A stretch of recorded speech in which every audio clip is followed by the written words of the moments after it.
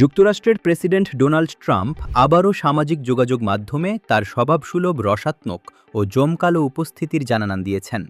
নিজের platform truth সোশ্যালে নিজেকে বিখ্যাত British secret agent James bond হিসেবে উপস্থাপন করে একটি মিম শেয়ার করেছেন তিনি। নিজের তরুণ বয়সের একটি আর্কাইভ ছবির নিচে ট্রাম্প 007 ক্যাপশন দিয়ে তৈরি এই পোস্টের পাশাপাশি আরেকটি পোস্টে তিনি নিজেকে সবচেয়ে বড় আকর্ষণ, দ্য গ্রেটেস্ট অ্যাট্রাকশন হিসেবেও দাবি করেন। অবশ্য ট্রাম্পের জন্য এমন তুলনা নতুন কিছু নয়। এর আগেও তিনি নিজেকে Elvis Presley, sir Winston Churchill, mother Teresa এবং যীশু খ্রিস্টের মতো ইতিহাসের প্রভাবশালী ব্যক্তিত্বদের সঙ্গে তুলনা করে আলোচনায় এসেছেন।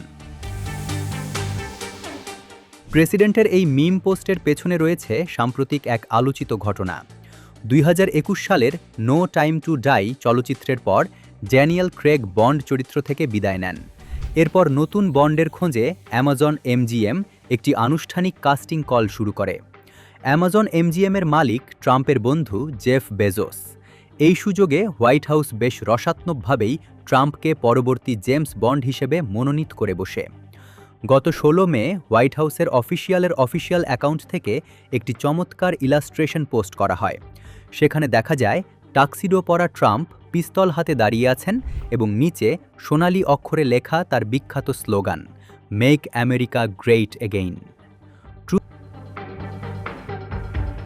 ট্রুথ সোশ্যালে ট্রাম্প শুধু নিজেকে সেরা আকর্ষণ বলেই থামেননি।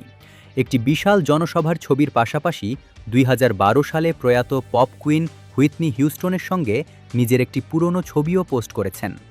তবে এই ছবি পোস্ট করার সুনির্দিষ্ট কোনো কারণ তিনি জানাননি। একই সাথে পপ কালচারকে অস্ত্র বানিয়ে টেক্সাসের ডেমোক্র্যাট স্টেট রিপ্রেজেন্টেটিভ জেমস ট্যালারিকোকে ম্যাড ম্যাগাজিনের মাস্কট অ্যালফ্রেড নিউম্যানের সাথে তুলনা করে খোঁচা দেন ট্রাম্প। 2019 সালেও সাবেক মার্কিন পরিবহন সচিব পিট বুটিগিগকে একই উপাধিতে ডেকেছিলেন তিনি।